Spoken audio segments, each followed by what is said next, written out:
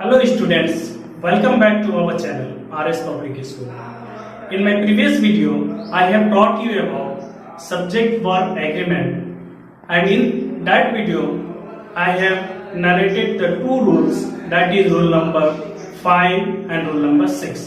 Today we will proceed ahead. So let's begin.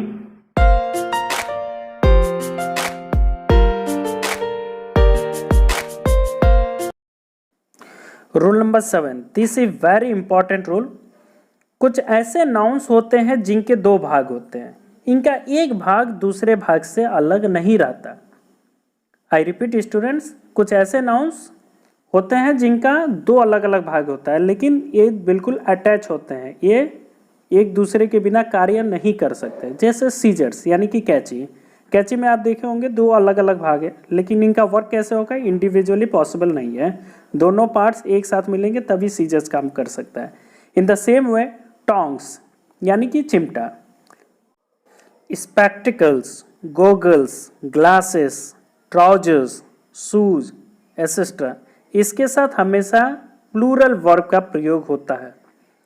चूंकि इनके दो भाग होते हैं, इसलिए इनका प्रयोग हमेशा प्लूरल फॉर्म में ही होता है, चाहे वो एक ही क्यों ना हो। इन नाउन्स के अंत में लगे एस को हटाकर सिंगुलर नहीं बनाया जा सकता, और इनके साथ हमेशा प्लूरल वर्ब ही यूज करते हैं। जैसे my scissors are sharp, my scissors, देखिए सीजर्स के साथ हमने वर्ब लगाया आर, दिस इज करेक्ट। लेकिन यदि हम कहें माई सीजर इज शार्प तो हम गलत करेंगे, क्योंकि माई सीजर, सीजर पेयर में कार्य कर रहा है, उसके लिए हम इज का प्रयोग नहीं कर सकते।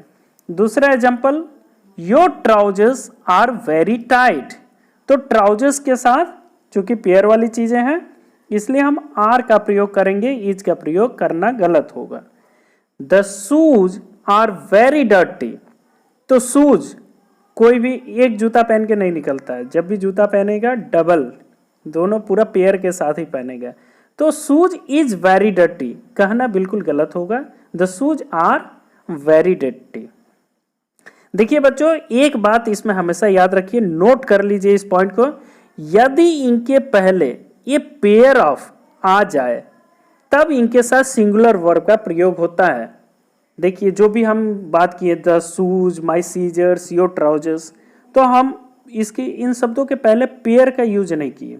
लेकिन अगर इनके शब्द के सामने ये पेयर ऑफ लगा हुआ आ जाए, जैसे ये पेयर ऑफ सीजर्स, ये पेयर ऑफ ट्राउजर्स, इस तरह की बात आ रही है। जैसे एग्जांपल से देखते हैं, a pair of scissors has been purchased. My dear students, note down that it is given here a pair of. In that case, we have to use singular verb. That means use of has is perfectly correct. Rather, on the other hand, if we use have, it will be wrong. In the same way, a pair of shoes was presented to him. A pair of shoes. A pair is used with the shoes. That means that we have to use singular verb, not plural verb. उम्मीद है कि आप लोगों को मेरा rule number 7 समझ में आ गया होगा। यदि रूल नंबर 7 समझ में आ गया हो तो please like my video and subscribe to our channel. अब बढ़ते हैं रूल नंबर 8 के लिए। When a plural noun denotes some specific quantity or amount considered as one whole, the verb is singular. यानी कि जब किसी प्लूरल नाउन से किसी भी चीज की निश्चित मात्रा मीन्स पर्टिकुलर अमाउंट का बोध होता हो, जब हम उसे एक समूह की तरह, वन होल यानी कि एक समूह की तरह कंसीडर करें, तब हम उसके साथ सिंगुलर वर्ब लगाते हैं। आइए एक एग्जांपल से इसे समझा जाए। 50 miles is a long distance to cover. यह सिंगुलर वर्ब इज का प्रयोग एक निश्चित डिस्टेंस, एक पर्टिकुलर डिस्टेंस को शो करने के लिए किया गया है। दूसरा example, 10 hours is enough time for this work. यहाँ सिंगुलर वर्ब इज का प्रयोग भी ठीक उसी प्रकार एक पर्टिकुलर टाइम को, इनफ टाइम यानी एक पर्टिकुलर निश्चित टाइम को शो करने के लिए, इंडिकेट करने के लिए किया गया है। 10,000 rupees is a good amount. 10,000 rupees के सामने सिंगुलर वर्ब इज लगा हुआ है। यहाँ इज का प्रयोग एक गुड अमाउंट यानी कि एक पर्टिकुलर अमाउंट ऑफ मनी की बात को शो करने के लिए इज का प्रयोग किया गया है। यहाँ ध्यान देने वाली बात यह है, पॉइंट टू बी नोटेड, यदि हम ये कहें 10,000 रुपये गरीबों के बीच बांटे गए, 10,000 रुपये गरीबों के बीच बांटे गए, तब हम कहेंगे 10,000 rupees have been distributed among the poor people. यहाँ हम हैज का प्रयोग नहीं कर सकते क्योंकि यहाँ पर 10,000 रुपये को अलग अलग करके बहुत से लोगों के बीच में बांटा गया है, इसलिए यहाँ पर 10,000 रुपये जो है वो प्लूरल है, यानी कि हमारा सब्जेक्ट क्या हुआ, प्लूरल हुआ। सामने हमेशा ही आते रहता है कि सिंगुलर वर्ब का प्रयोग किया जाए कि प्लूरल वर्ब का। माय डियर स्टूडेंट्स, आप लोगों को याद होगा कि मैंने सब्जेक्ट वर्ब एग्रीमेंट का जो पहला वीडियो बनाया था उसमें स्टार्टिंग में मैंने एक सवाल किया था, all is well and all are well, ये दोनों में कौन सा सही होगा। आज इस वीडियो में मैं आपको बताऊंगा कि all is well and all are well में क्या डिफरेंसेस होते हैं। उसके पहले मेरा एक टिप हमेशा याद रखिए। टिप मेरा यह है, always try to understand the sense and context of the sentence. Always try to understand sense और कंटेस्ट। सेंटेंस का सेंस और कंटेस्ट क्या है, यानी कि सेंटेंस क्या कहना चाह रहा है, इस बात को हमेशा ध्यान में रखिए। कभी कभी क्या होता है कि किसी एक कंटेस्ट में कोई सेंटेंस सही होता है तो वही सेंटेंस दूसरे कंटेस्ट में बिल्कुल गलत होता है। अगर आपसे कोई ये पूछे कि आपके जीवन में सब कुछ कैसा चल रहा है, सब कुछ ठीक ठाक तो है ना, तो आप ये कह सकते हैं ऑल इज वेल।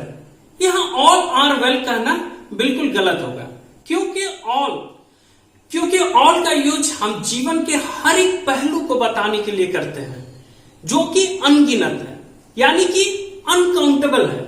आप लोगों को याद होगा कि अनकाउंटेबल नाउन्स के साथ हम हमेशा ही सिंगुलर वर्ब का प्रयोग करते हैं, यानी कि यहां ऑल इज वेल कहना बिल्कुल सही होगा।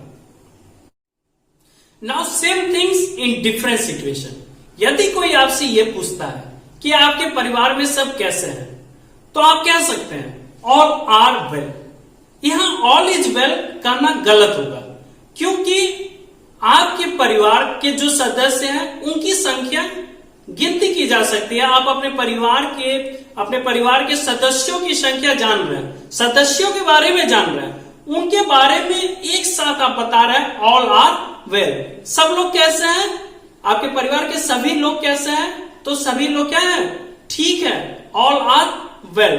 यहां ऑल के साथ आर का प्रयोग करना बिल्कुल सही होगा। तो उम्मीद है बच्चों कि आप लोगों को मेरा ये बात all is well and all are well में डिफरेंस आप लोगों को पता चल गया होगा।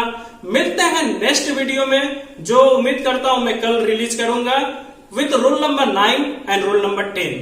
Till then, thank you and have a nice day.